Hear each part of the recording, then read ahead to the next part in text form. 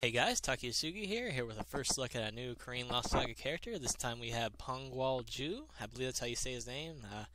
If I got the pronunciation wrong, I apologize, but whatever. Let's see what I do know. 4-hit basic. Fourth hit does a little mini stun. You can do some stuff off that. And your effective range is probably around right here. It's got some good range for a character with its basic attacks, so pretty safe.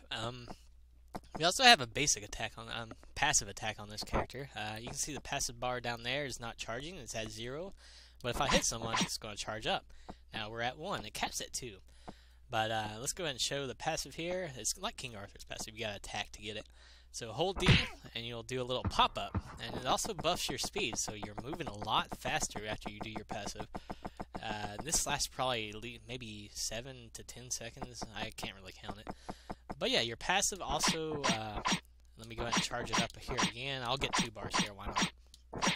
So you get 2 bars, and we're going to do some more stuff with it. So yeah, at 2 bars now, so I'm going to go ahead and knock him down. It works as a ground pickup, so you can do some ground juggles with your passive. And also, let's go ahead and swap to Ice Mage here. You can see I froze him, and I swapped back, and my passive meter did not deplete, so it does stay put if you work with it like that. And it does work as a guard breaker as well, so really nice all-purpose multi-use passive. So you can use it as a ground pickup, a guard breaker, a speed boost, a juggle extender, you know, with picking up the grounders. I probably already said that. But whatever, let's continue. So, half D. Half D, you lunge forward a little bit. So you can kind of delay it a little bit, but if you delay it too much, you're going to try and do your passive. But you can do this back to back, and it'll work as a knockdown, so it won't faint. But it also adds a new basic string to your attacks after you do this. So if you follow up with basics right away, you're going to do a 5-hit combo. And that's pretty good pressure. Last hit knocks down. And during this 5-hit combo, you can actually dash at any point, beginning or the end of it. And you can see here, you gotta do 1 hit of the basic before you can do the dash. And you can do a little projectile after your dash. So yeah, this projectile will actually do a full feint. So you can do this at the end. I'll show you again.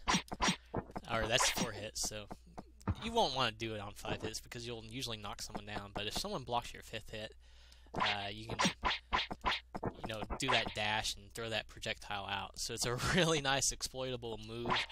You can get some easy feints off this and easy juggle starters and such. So try and use that projectile if you can off your half D combo string. So moving on, dash attacks. 1 press of your D does a little flip up. 2 presses will actually allow you to do a little forward dash or backwards dash, whatever direction you're holding actually. So you don't actually dash into that dash, you press your D and hold a direction. That's after your first dash attack. So you can see there, yeah. And if you tap D a 3rd time after the dash, it'll do a little flip slash, which is really, really nice. It has good range on it. It adds to the dash range, you can see there. They all link together, so you'll get a little knockback if you do them all consecutively. And you can actually hold D on your dasher to do the flip slash directly. So that's what you'll want to do if you want some easy knockdown damage or want to edge someone really easily. So yeah, moving on, jump attacks. So you have a 2-hit air attack. You can aim it in any direction. And you can see both hits don't actually have feint. They both just do little flinches. So primarily it's used for anti-air, basically. So you're not really getting much out of that jump attack. But what jump attack you can get a lot out of is your hold D jump attack. This is like a big flip slash that does a little slide back that kind of works as a mini stun. I believe you could actually follow up with a dash attack off of that and get a guaranteed dasher. But it does have massive range and massive knockback, especially if you link it with your dash attack. As you can see, you'll get a pretty easy opportunity to edge. So yeah, really nice jump attack, jump hold D attack there. And you can use this after 1 hit of your regular attack, as you can see, if you want to confuse someone. So if you want to confuse someone, do 1 attack of that and, you know, do your hold D. That's what you'll want to do. So yeah, moving on. Oh yeah, one more thing, sorry. Sorry.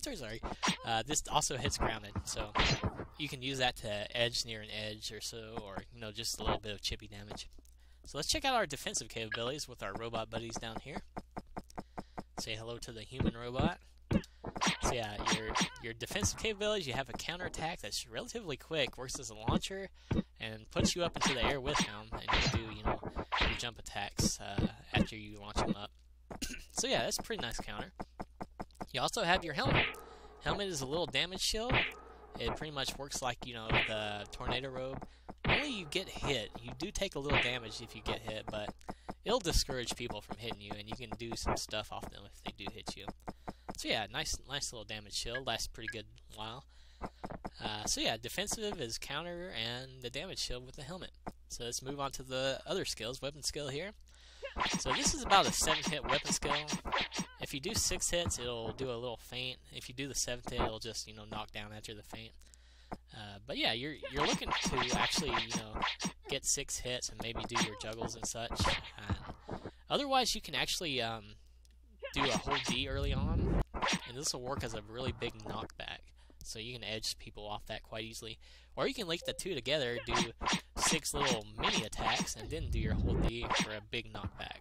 Now let's go ahead and demonstrate the AoE and range potential behind this attack here. We're going to go ahead and do it all the way back here in the little line. So 5, 6, right?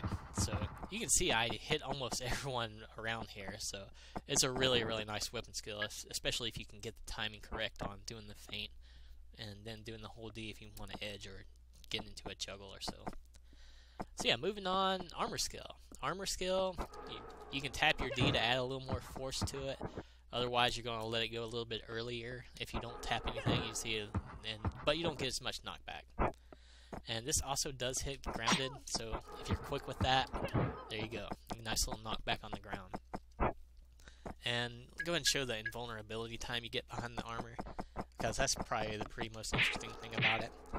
You're pretty much invulnerable during the whole charge of it, unless, you know, you're fighting a Bike Dong Su and they use their weapon skill, but that's a pretty big exception. So yeah, nice armor skill for knockback and, you know, good damage, good invulnerability time. And your helmet, as you saw a minute ago, pretty much just a damage shield and floats people up like a tornado robe. And your trinket, let's go ahead and show the trinket here.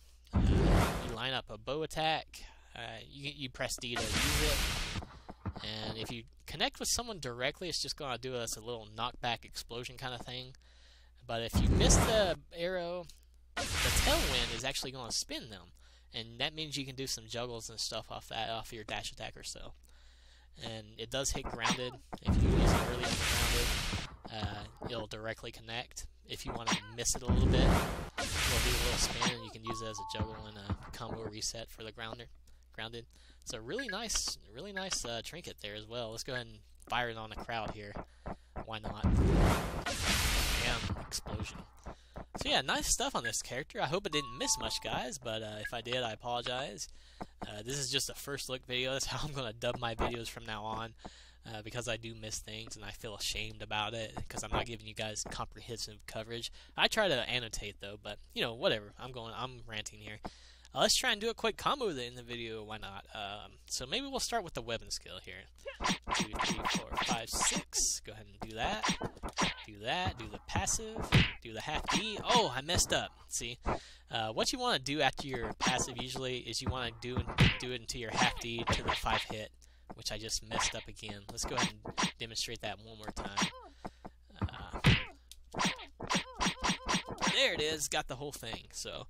Yeah, probably after that, you don't have many options. That's the end of the combo. But if you want to actually add a little bit more, you could use your trinket instead of doing the passive right away.